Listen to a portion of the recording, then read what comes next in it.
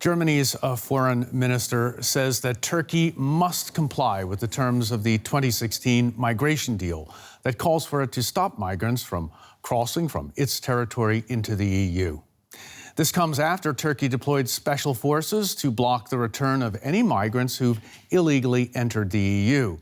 Greek police have been forcing such migrants back into Turkey after they break through the country's border defenses. Faces of despair. Thousands of refugees have gathered on the border, the focus on the Turkish town of Edirne. Many are forced to camp out in the open. Some of these people have been displaced by the long-running conflict in Syria. In Europe, you can work, there are jobs, you get a decent salary. The kids can go to school. You can lead a normal human life. That's all I want. I made it to the Greek side, then they took my phone, my money, they took my clothes off, they beat me and sent me back to Turkey. This is just wrong.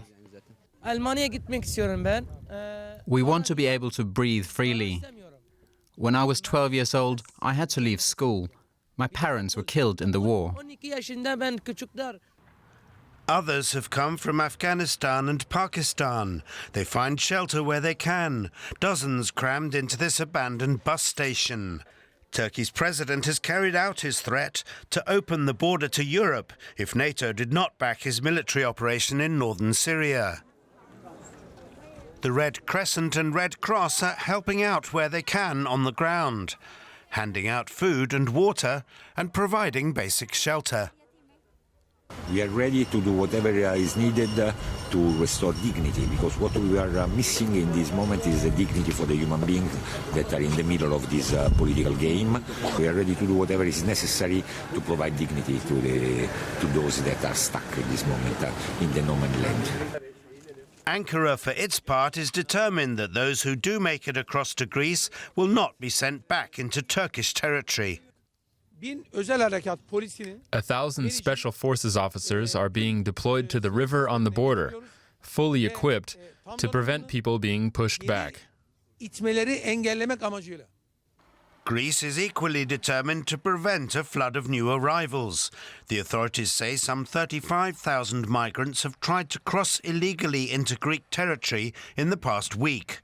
Athens insists those who reach its soil will be deported. Let's get the very latest now with DW's Yulia Han. She joins us now from the Turkish side of that border.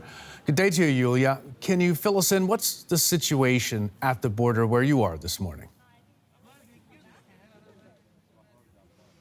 Well, the situation here appears to remain tense. Now, as journalists, we are not allowed to get anywhere near the border or this main border crossing here between Turkey and Greece anymore. Police are stopping us right here, about 2 kilometers away. But a little earlier, we managed to get a little closer with our car because we were before we were again stopped by the gendarme here. And we managed to talk to some migrants and refugees who told us that tear gas had been fired again. We could also smell the tear gas, and it's right now not entirely clear if this was just being fired from the Greek side towards Turkey. There are also reports that tear gas had been fired from the Turkish side. It's not entirely clear what role the Turkish military there is playing. There are some reports saying that or suggesting that the soldiers there are kind of encouraging the refugees or migrants maybe to use violence in order to demand passage to Europe. The people we talked to also told us that although they have some access to food and drinks, the temperatures here are particularly difficult. They have to sleep on, plastic covers during the night, and they also told us there are still thousands waiting there, waiting to cross into the European Union. But as I said, it's very difficult to get an independent understanding of the situation. But from what we understand, it remains tense. Okay, it's tense, and also we've been reporting this morning on groups of refugees who've been moved around at the border area, Yulia. Is there any idea as to why these groups of refugees have been moved on and where they've gone to? Well, I can tell you about I can tell you about one group. We've been filming with them last evening. They had kind of built up a makeshift camp in the town of Edirne, very near to where we are right now. About 200 people, many families with small children, people from Syria, Afghanistan, Pakistan. These people told us, we are determined to stay. We will wait for Greece to open the borders. And when we arrived at the same location earlier today again, it was suddenly emptied. All the people had been moved somewhere else. That's our understanding, because I talked to one police officer who told me, yes, we took the people in buses to this area, to this main border crossing. So it appears Turkish authorities are somehow facilitating people's move and directing what's going on here at the border. And just a few moments ago, Yulia, we looked at what looked like a blacked out bus moving just behind you there at the border, where there's a lot of activity behind you this morning. Yulia Hahn, thanks so much for being with us for now. Well, the EU is concerned that the fighting in Syria will create new flows of refugees heading for Europe, and EU foreign ministers are meeting in the Croatian capital Zagreb today to discuss those developments. EU Foreign Affairs Chief Josep Borrell is backing a Dutch plan for a buffer zone to stop attacks on civilians in rebel-held Idlib province. But he says the bloc has no power to enforce the measure. The German Foreign Minister Heiko Maas is also supporting security guarantees for civilians in the region. Greece's foreign minister is expected to press his counterparts for their help in coping with the latest arrival of migrants at the Greek border. Our EU correspondent, Georg Mathis, is following that meeting of foreign ministers for us. Good morning to you, Georg. What's the EU prepared to do to help Greece cope with another potential migrant crisis unfolding at this hour on its border? Apart from financial aid to help with the refugees that are already in the country, Brian, there is now also a force of 100 border officers from Frontex, the EU's border agency, on their way to Greece, supposed to arrive next week in order to guard the potentially difficult parts where Greece borders Turkey, with boats, but also with personnel on the ground, so support for Greece. But what is really essential here is the message from foreign ministers in Zagreb that they do support that Greece really fends off illegal migrants from crossing, that it is a stronghold on the external borders of the EU. And Georg, we're going to take a look right now at a root cause of this crisis, the deteriorating situation in Syria. Fighting in Idlib province has created For 6 hours, talks continued. Then Erdogan and Putin stepped out in front of the cameras to announce a security corridor, joint patrols, and above all, a ceasefire. Tonight at 12 a.m., that is midnight between the 5th and 6th of March, the ceasefire will take effect, and all steps will be taken to abide by it. The talks began at midday. There was little left of the friendly rapport that was apparent only days before. Erdogan and Putin look tense.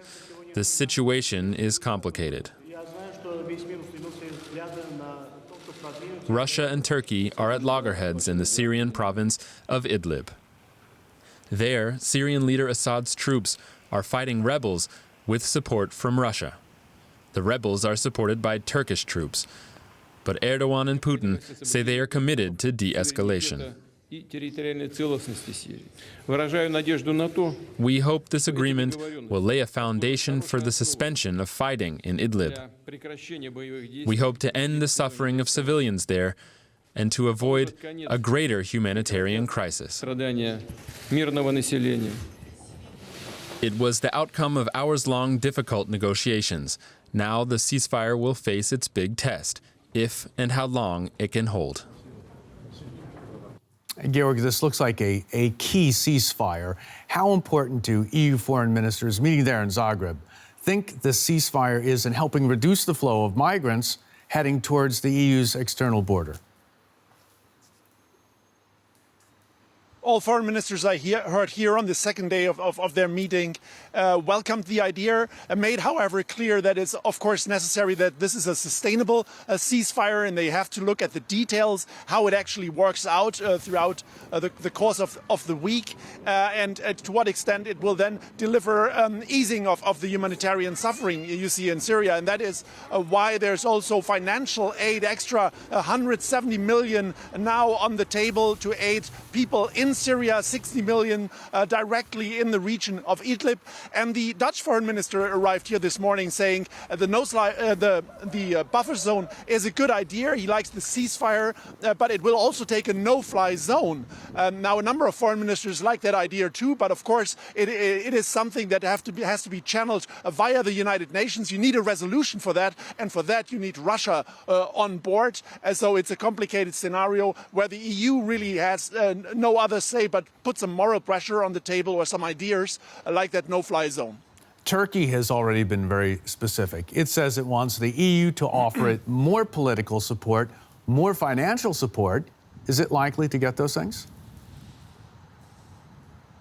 A German foreign minister, Heiko Maas, here in Zagreb ruled out that there will be any direct payment to Turkey. It's a bit unclear whether Turkish aid organizations within the deal that the EU has made in order to help Turkey deal with some 4 million refugees that are in the country, so billions have been flowing from Brussels to Turkey, whether more money will come that way. But what is clear is that all foreign ministers made clear here there will be no blackmail, there will be no using of refugees as bargaining chips in order to force Europe to spend more money.